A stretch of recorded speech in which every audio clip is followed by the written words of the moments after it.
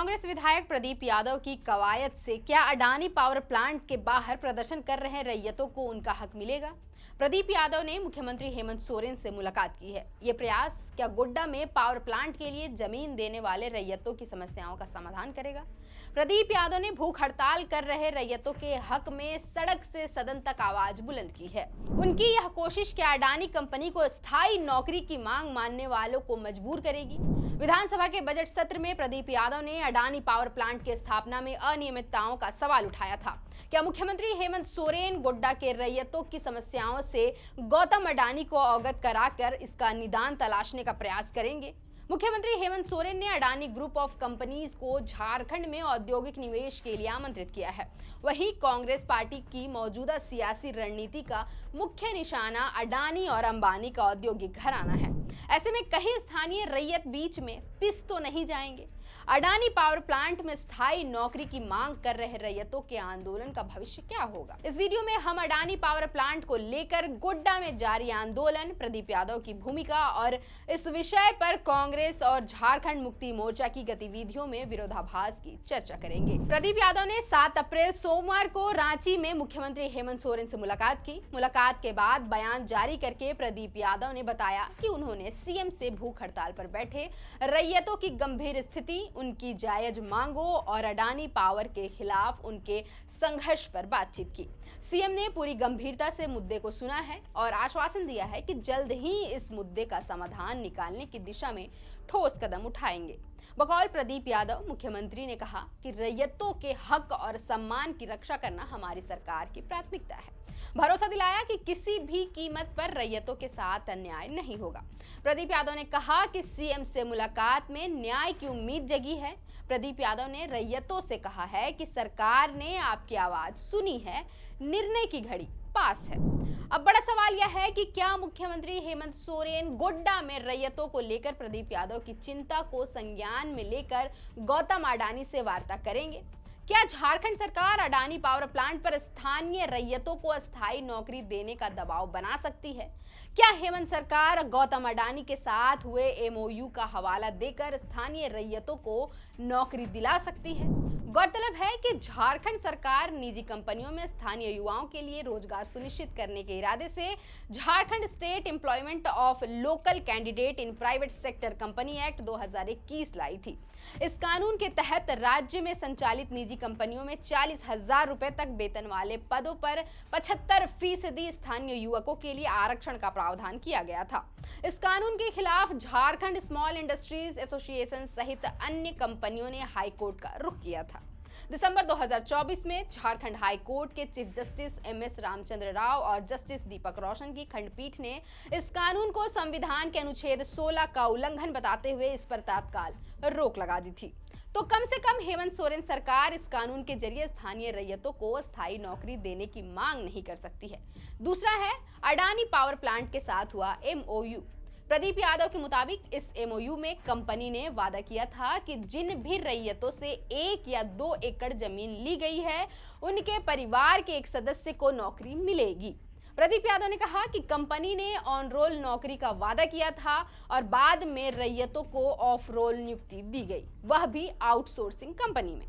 प्रदीप यादव ने यह भी कहा है कि पहले तो रैयतों को इनोव नाम की आउटसोर्सिंग कंपनी में नौकरी दी गई और अब अचानक बिना उसकी सहमति लिए रिद्धि नाम की कंपनी में ट्रांसफर कर दिया गया। जवाबदेही का क्या होगा? कुछ रैयतों का कहना है कि कंपनी ने स्थायी नौकरी की मांग पर डिप्लोमा और डिग्री का उदाहरण दिया है, लेकिन स्थानीय लोगों का मानना है कि जमीन लेते समय कंपनी ने ऐसी किसी भी शर्त का उल्लेख नहीं किया था।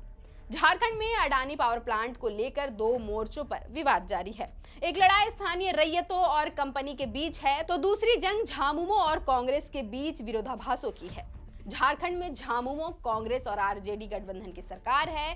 कांग्रेस पार्टी के शीर्ष नेतृत्व से लेकर नीचे विधायक प्रदीप यादव तक तमाम नेता लगातार अडानी और अंबानी जैसे बड़े औद्योगिक घरानों को निशाना बना रहे हैं।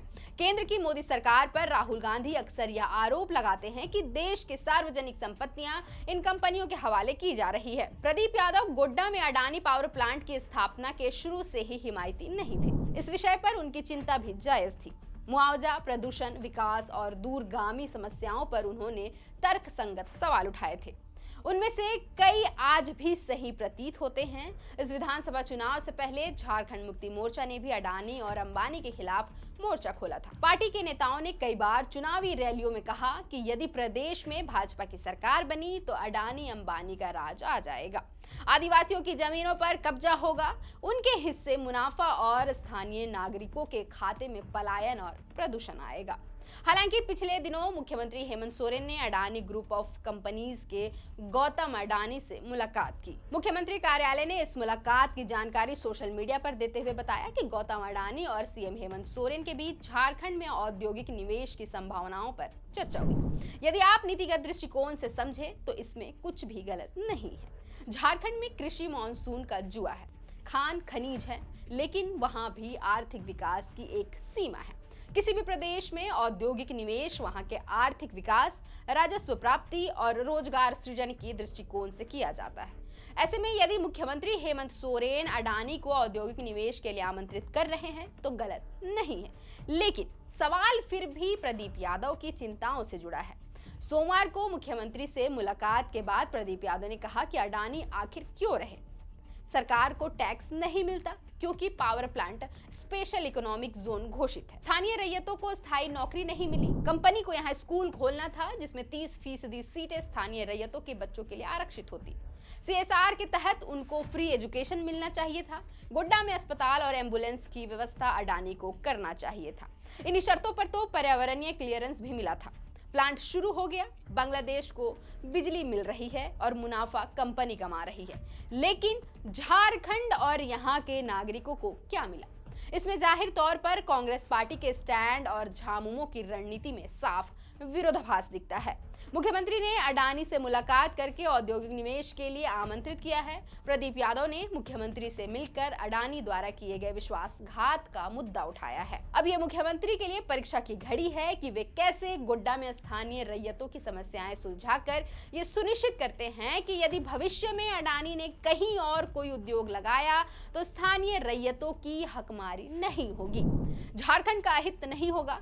ये सवाल इसलिए भी है क्योंकि अभी तक झारखंड मुक्ति मोर्चा की ओर से अडानी पावर प्लांट के खिलाफ जारी स्थानीय रैयतों की भूख हड़ताल पर कोई बयान सामने नहीं आया है।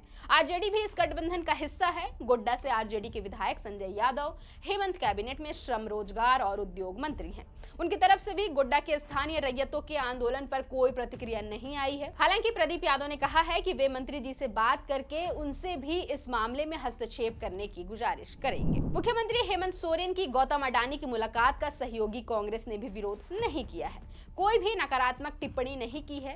कांग्रेस का कहना है कि हमारा अडानी के प्रति कोई व्यक्तिगत विरोध नहीं है, हम निवेश के खिलाफ भी नहीं हैं। हमारी चिंता केवल इतनी है कि उद्योग की स्थापना में पर्यावरण से लेकर रोजगार तक जितने भी मानक हैं उनका उल्लंघन नहीं होना चाहिए। आखिर में बड़ा सवाल वही रह जाता है कि झारखंड में निजी कंपनियों में 75% स्थानीय युवाओं को नौकरी वाला कानून कोर्ट से खारिज होने के बाद मुख्यमंत्री के पास क्या विकल्प है?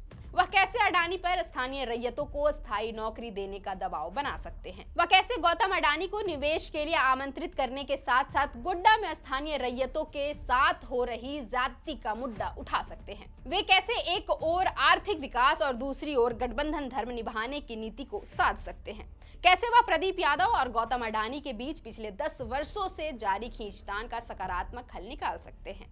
कहीं गोड्डा पावर प्लांट में स्थानीय रैयतों को नौकरी का मुद्दा और दूसरी ओर औद्योगिक निवेश के लिए सीएम की कवायद गठबंधन में दरार की वजह तो नहीं बन जाएगी? जो भी हो, इस संघर्ष में स्थानीय रैयतों की आवाज सुनी जानी चाहिए। प्रदीप यादव कवायद में लगे हैं। सीएम हेमंत ने आश्वासन दिया है। उम्मीद है कि निर्णय रैयतों के हक में आएगा। आखिर में मायने यही रखता है कि झारखंड और झारखंडियों की हकमारी नहीं होनी चाहिए। फिलहाल के लिए इस वीडियो में इतना ही। मेरा नाम है अवंतिका और इस कंटेंट को लिखा था हमारे कंटेंट हेड सूरज ठाकुर ने। शुक्रिया।